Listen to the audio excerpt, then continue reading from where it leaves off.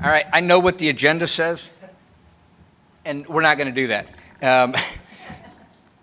I want to make sure that Congressman Cloud gets here because the Luce Award is very, very important. But at the same time, I want to make sure that I'm cognizant of Bill Marriott's time because basically he flew in, doing this morning, and his boss is beating him up to get back there. For those of you who don't truly understand AMCOM, and I know Bill's going to talk about it, but I got to tell you something. This partnership that Colonel Atkins was talking about, it doesn't work without these different components. And we're exceptionally fortunate right now with the leadership that we have at AMCOM, that starts with General Doug Gabram, good friend of many of us, but at the same time with his deputy, because what we all find out very quickly is you can't do it by yourself. And you need a strong, strong right hand. Same thing in marriages, and relationships. If you don't have a good partnership, it doesn't work. Well, the partnership between Bill and Doug is exceptional. The work that comes out of Bill and Marriott and the team is amazing. And so without further ado, I would ask Bill to please come to the stage as the Deputy Commanding General to the U.S. Army Aviation Missile Life Cycle Management Command. I got to tell you, AMCOM didn't have all those words in it when I was in uniform. So,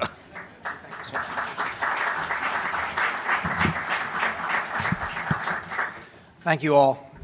Good morning. I do want to say how honored I am to be invited back.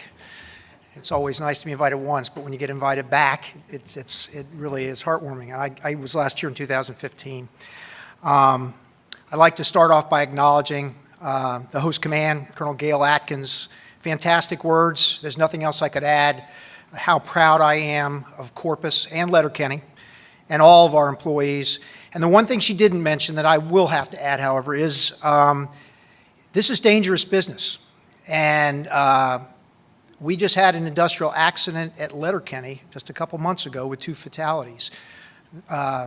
It's never out of our mind that it's dangerous, but the kind of things that she showed on that video,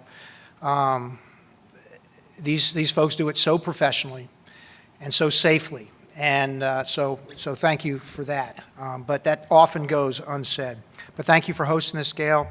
General Munt, Steve, thank you so much.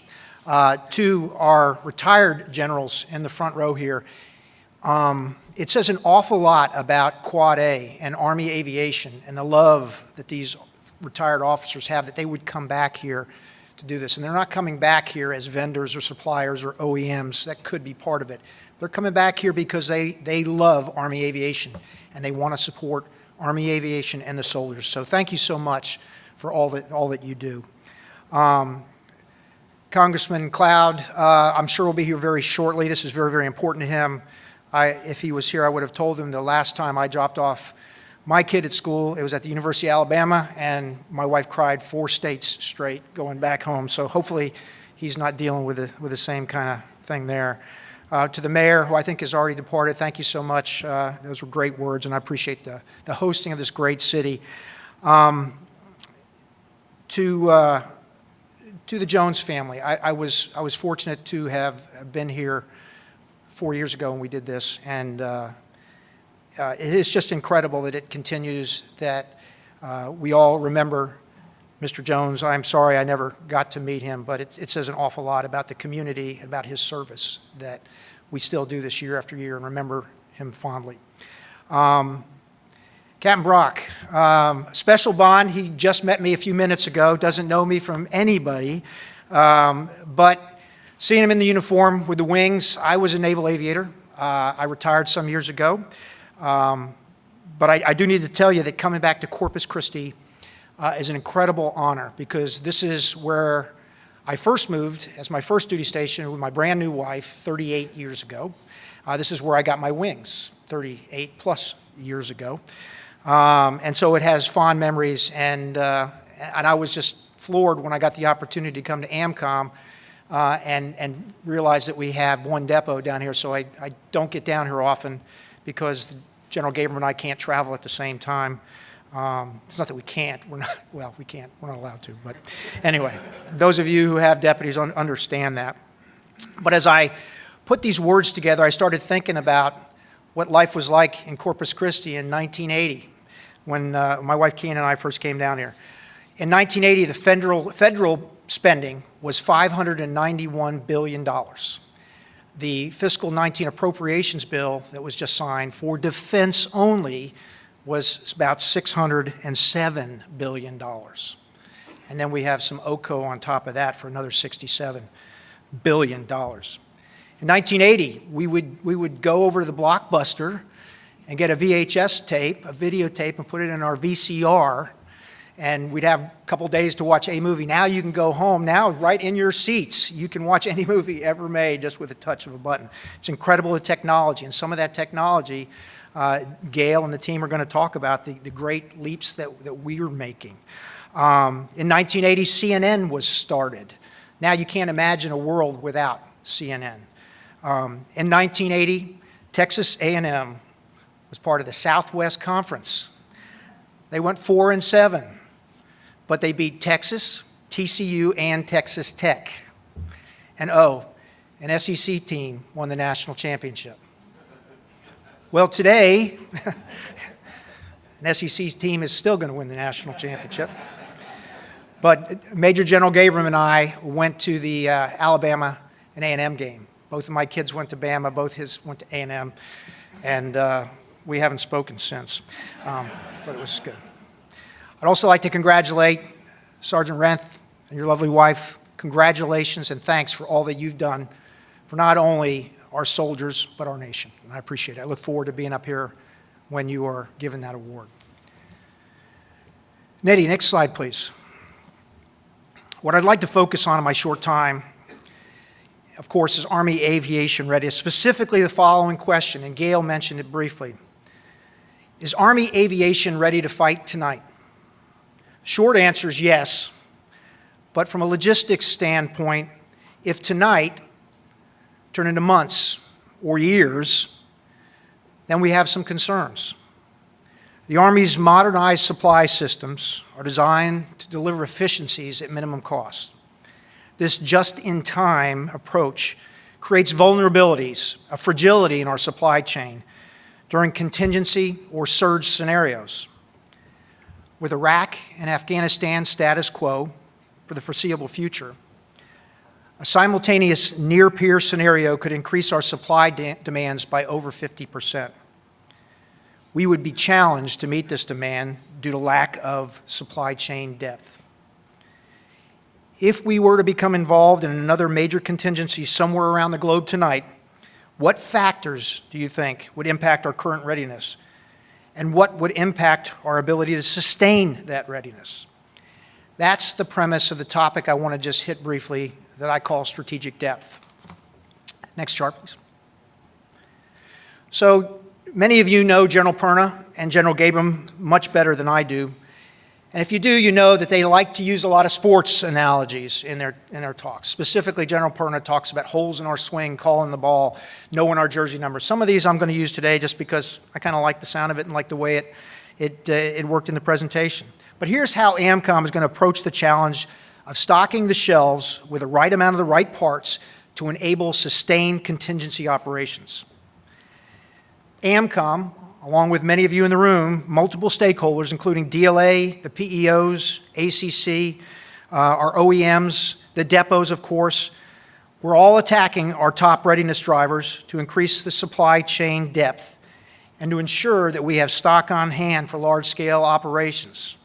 This is something that came from the ground up, but it's already also being directed from the top down by General Perna. Next slide. So this is the game that we've been playing. The game is operational readiness. And hopefully you can see those numbers. But if not, this is just a snapshot of the last 12 months, Apache, Black Hawk, and Chinook, top to bottom. And when we're in discussions with our partners, our industry partners especially, sometimes it's hard to understand what the problem is. Look at those rates. So Apache, the 12-year average operational readiness rate is 70%. The Army goal, this is FMC by the way, is 75%. I'll tell you, the Navy would kill for numbers like this. And in fact, Secretary of Defense just put out a memo that said in fiscal 19, the MC rates expected for the F-15, the F-22, the F-35, and the F-18 is 80%. That's MC rate. We can hit the MC rates, no problem right now. These are FMC rates. They asked the Army to look at it. The Army came back and said 75% FMC. We're going to stick with that. We can hit 80%.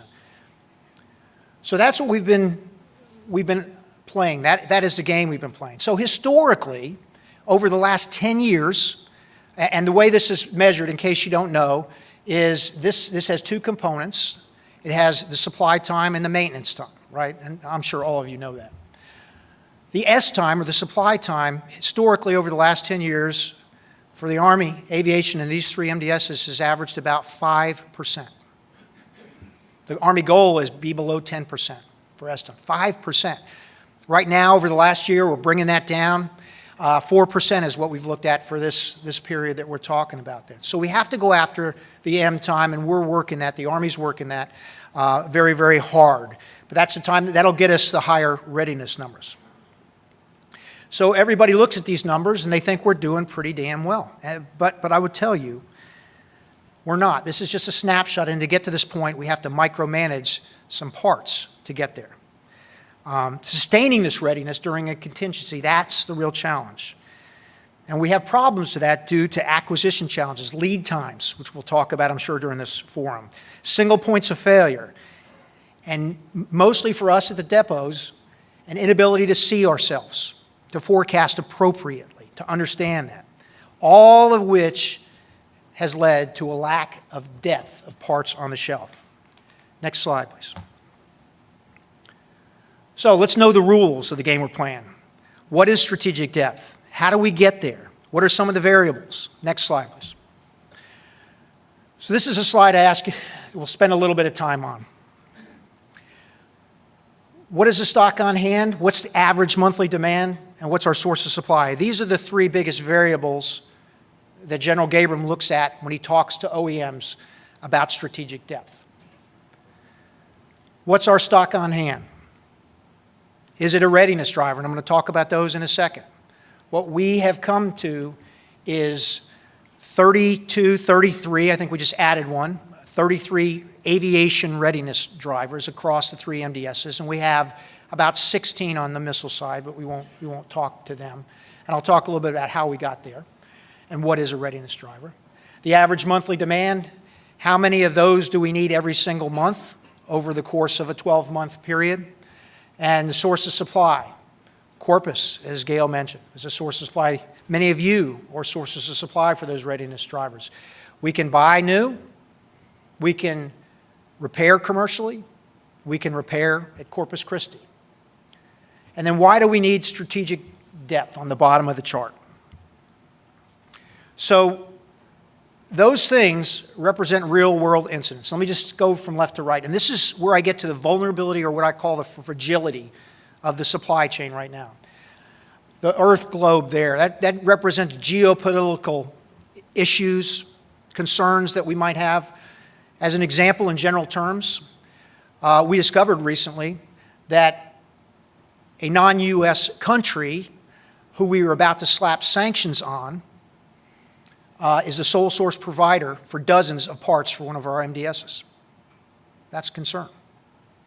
That's something we cannot control. Another contingency that comes up. You all are familiar with the middle one, Hurricane Harvey and what it did. Like it or not, we have the world's premier rotary wing depot sitting 50 feet off the water. You know, we won't even talk the corrosion concerns we have with that. But we are 1 degree to the left of Hurricane Harvey wiping out this place. There's not much we can do about that except to continue to diversify our sources of supply, so if we get in that contingency, we can keep moving and keep the readiness. Quality escapement. In the last 3 weeks, we've had 2 quality escapements of one of our MDSs, one of our major OEMs, that we're continuing to work through. I wish I could say that's rare, but it's not as rare as we would think. And lastly, over there in the Korea and the typhoon, there's a typhoon that hit over the summer, and we had multiple parts that were stored that were damaged because of that. So being able to restock the shelves with those parts, those key readiness drivers, is really our challenge. We don't want to be just one contingency, one storm, one decision on tariffs or whatever away from grounding a fleet or causing our readiness numbers to decrease. That's what this is about.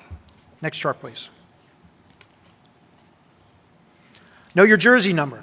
Now, this is huge with General Perna. You can't know where you're going until you know where you are and what you're doing and what your role is. So the game is readiness, and to win the game, we have to increase the supply depth of our top readiness drivers. Increase total supply availability. We need to know where we currently stand, so being able to see ourselves, like I mentioned, is very, very critical for this. Go ahead, Nettie. Next slide. So we figured it out. These are some of the issues we came up with, and this wasn't something that General Gabriel and I sat in a room with the Chief of Staff and said, hey, we've got all these problems.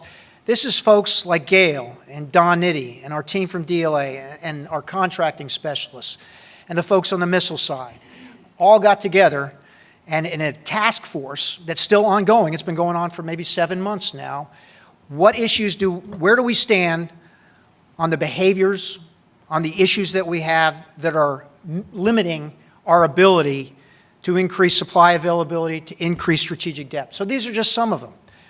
We had no item manager training. Our item managers, those young folks that day-to-day manage these parts for us, all the parts, not just readiness drivers, they weren't trained. Some of them were interns. They went to Fort Lee for a couple of weeks. They were sent to AMCOM headquarters. And then the training was, sit in the seat next to Joe, ask him any questions you have, and then we're going to give you your own items to manage. That's what we discovered. General Gabriel and myself, we sat down with these kids for a full day, saw what they did, tried to understand it. So I'll talk about how we go after these in a minute. We had a broad focus on all parts. 14,000 NSNs that we managed. Now, only about 4,000 of those are active. That's still a lot. We have limited resources. What can we do? You'll see the 85% supply availability limitations. So LMP, without getting too technical, because I can't get too technical, I don't know it, but Gail can.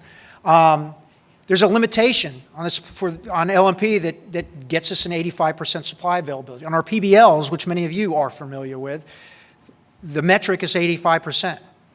Anybody want to guess what General Perna's supply availability target is for all of us that we're held accountable to? Corpus, don't say anything.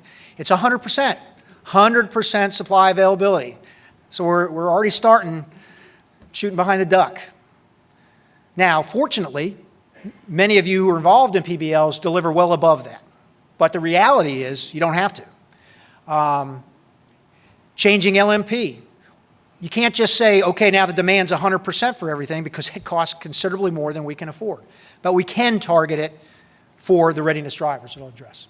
Poor forecasting, we have to get better at that. We can now see ourselves better through a process called sales and operations planning that AMC instituted.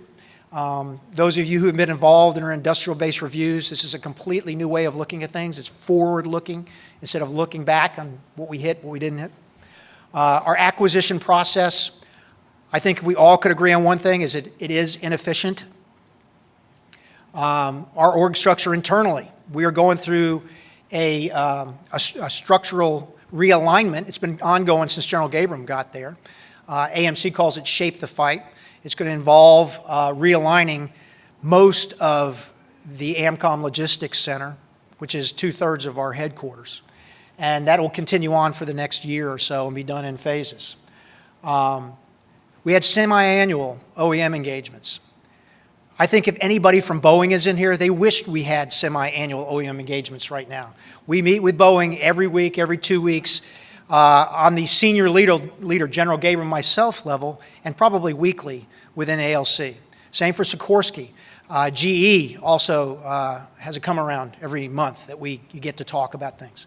And others that will add to this as we can get this battle rhythm better. But I would tell you, we're much more engaged at a much more senior level. And we've been reactive in the past with DLA.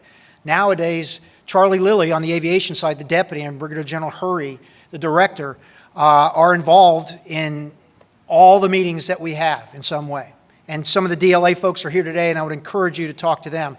They are leaning forward to get us some money to buy the parts that we need to be able to have the strategic depth. Next chart, please. So, once we found out where we were, we need to have a game plan to fix it. Next chart. Okay, so this is what we did and are doing. The past was all those things on the left, the future, those on the right. We now have a structured developmental program with the item managers that we will expand to all of our employees and their various series. But right now we started with the item managers. General Gabriel and I met with them yesterday before I flew out here. We talked about the training, structured training led by our G1 on workforce development, designed by the item managers, the most senior item managers. We asked them who were those folks that were the most influential, that knew the most. We got those names. We put those people in charge of designing a what we would have called Navy personnel qualification standard for them. Items that they have to know and have to be well at and have to be certified. So we've got that program going, so they're going to get training. We prioritize our focus on the readiness drivers. We are increasing the limits on supply availability where we can afford it, and where it makes the most sense. And we're focused on critical drivers.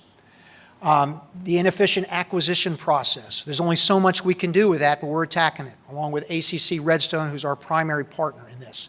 We also, you've heard of the art of the probable when it comes to the rebuild of the 60s.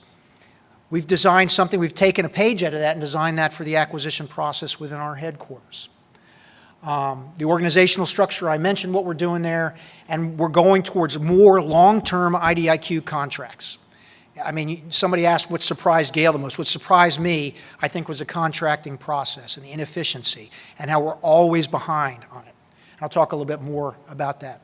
And lastly, the proactive DLA partnership is really making a difference. When we came off of the TELS contracts, there was a couple gaps here and there, but we did that with the full understanding and knowing and belief that DLA would be able to perform, and they have. And they put their money where their mouth is, literally.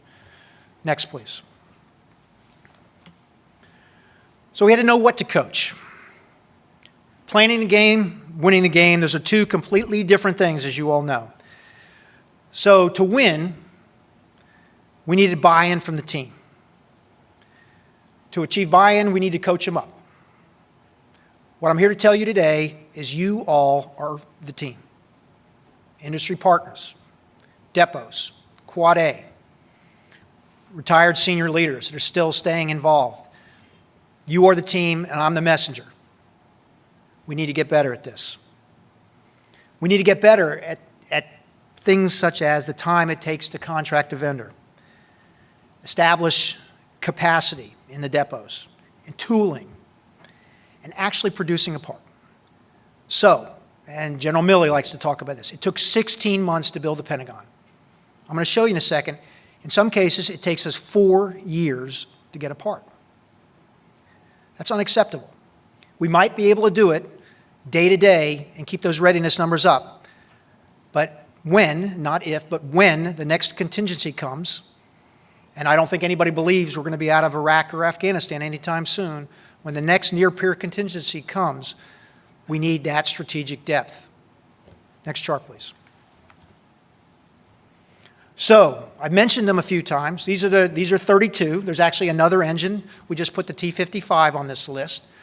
Those items that are on the list will not go away even when they get well, and I'll define that shortly. But such as in the missile area, we had 2 that got well. They're staying there because we've got to keep an eye on them. They are readiness drivers. Others will come on.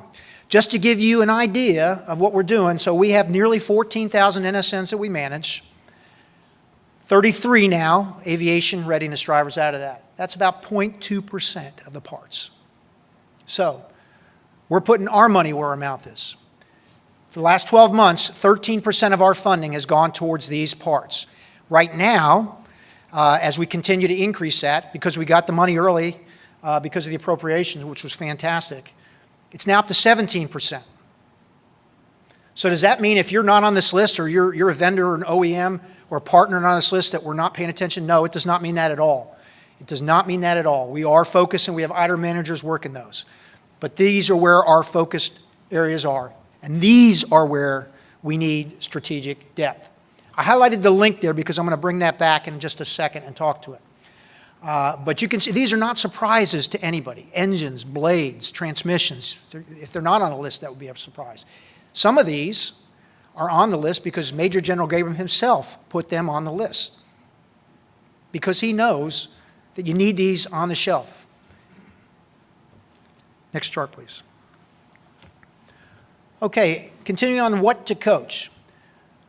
So this is a chart that we use to track how we're doing on those readiness drivers on the aviation side. We have the same thing on the missile side. So how I want to orient you to this, you'll see 1 through 32. We didn't have the other engine on there.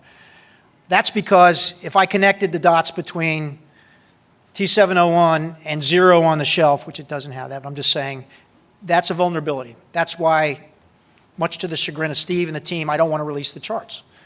Because if somebody gets other information, connects it. But I think it's very important for you to see this and understand it. This is the heart of what we're trying to do. So the orange bars are when we get well, and get well is defined as 3 months of the average monthly demand. In other words, if 10 is the average monthly demand, 30 on the shelf, with no back orders over 30 days. The purple is when we get to 0 NMCS. That's right, Don, isn't it? The 0 NMCS, yeah. Okay, so what I've got in bold there so you can see is the link that I mentioned. I'll just call it the link for right now. So safety messages reduced the service life of this link from 10,000 hours to less than 3,000 hours. Our average monthly demand for that part is 73. We have 66 on hand. What did I tell you? We can't even get through a month. We have 593 back orders for this part. And when's our get well date? You can read it. More than a year from now. The good news is there is a get well date, because Gail, her team, our industry partners, all the senior leaders are helping us push this ball down the field to win that game, which is readiness. Now, there's some on there that are very disconcerting. Like number 29, you probably can't see it, that's probably good. The average monthly demand of that part is 11. 0 on hand. 21 back orders. And the get well date is September 2021. Now, team, us, we've got to do better than this. We have to do better than this. Look at that bottom one there. We don't get better for 4 years. So we talk a lot about supporting our soldiers. This is where the rubber meets the road. We need your help any way we can to increase the strategic depth on these critical readiness drivers. As I mentioned, as we get well, and you can see the top couple, we're going to get well pretty soon, next month or so. We're going to keep them on the list. We have to continue to watch them. What gets measured gets done. We all know that as leaders. We take them off, maybe they turn purple again. We will add some more. But just to give you an idea, TACOM, the Tank and Automotive Command, one of our brothers in AMC, they have 1,300 readiness drivers. CCOM has almost 400 readiness drivers. Okay? We're not so bold to do that. We picked those highest priority ones so we could focus our limited resources and our efforts to continue to go after these. And once we get these, we'll add more and more and more. This is not something that's going to end. And ALC is reorganizing around this to be able to do this, to have the item managers focused and trained and ready. And we'll continue our partnerships. One of the things we're going to do in our Shape the Fight is form a small organization whose sole purpose is industry engagements. Right now, we have one ombudsman, Tom Callum. We're going to have a more robust organization to help us work with you, our partners, on this.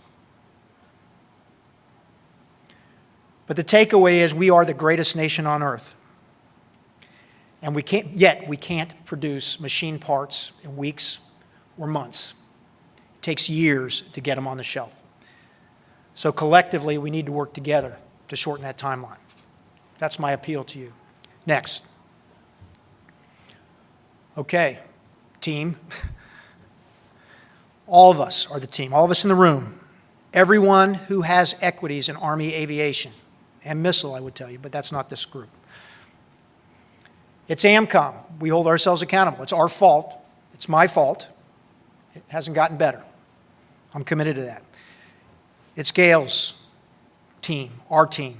It's all of you in this audience.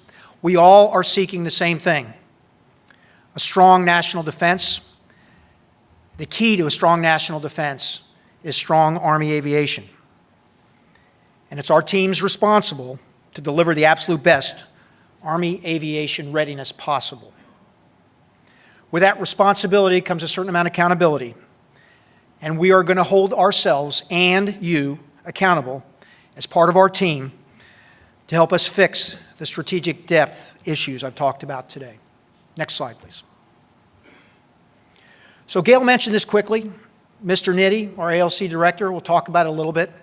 This is one of the ways we're going about it, diversifying our sources of supply.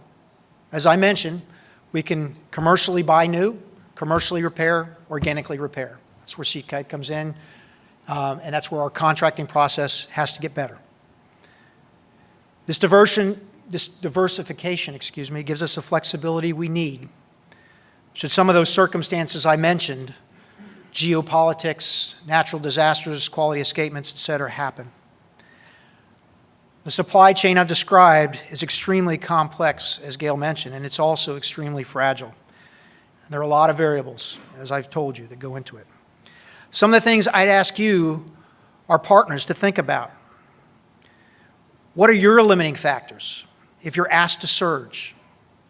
Parts from your subs, people, material, intellectual property, contracting? Is your source of supply vulnerable to natural disasters? Is there an issue with your quality control or your suppliers? Do you have adequate cyber protection with your suppliers? That's an area of great concern as we move forward. Are you forecasting your requirement properly? Are we giving you everything you need to forecast your requirement properly?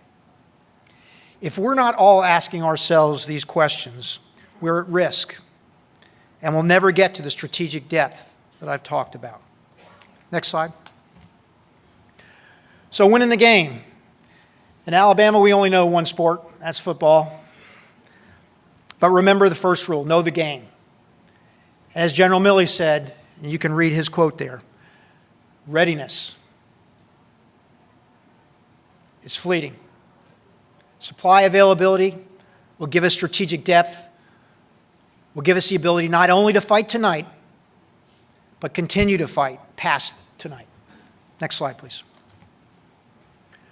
In closing, I would just leave you with this. We're operating in a time of great uncertainty and unpredictability. Threats which we had not imagined a decade ago are very real right now. Whether it's turbulence in the Middle East, Chinese ventures in the South China Sea, Russians in the Ukraine, or the actions of North Korea, our nation finds itself with potential threats around the globe. So to ensure we can provide that readiness we've talked about to our soldiers, wherever they may find themselves, we must have a healthy, modern, and viable industrial base. And that starts right here in Corpus Christi. To remain able to meet requirements, we must continue to invest in the proper technologies, equipment, and personnel now and in the future. We must become more efficient in our business practices to ensure the right skill sets and workforce size to meet Army and joint requirements while maintaining competitive rates.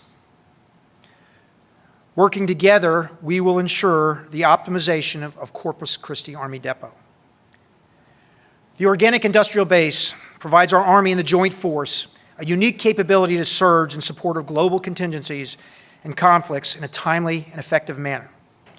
Where their critical role as the only rotary wing depot in the world, CCAD will continue to remain a strategic asset for the Army, the Department of Defense, and our nation. Thank you again for coming this morning. Thanks for all that you do in support of our Army, our soldiers, and our nation. Army strong. Thank you.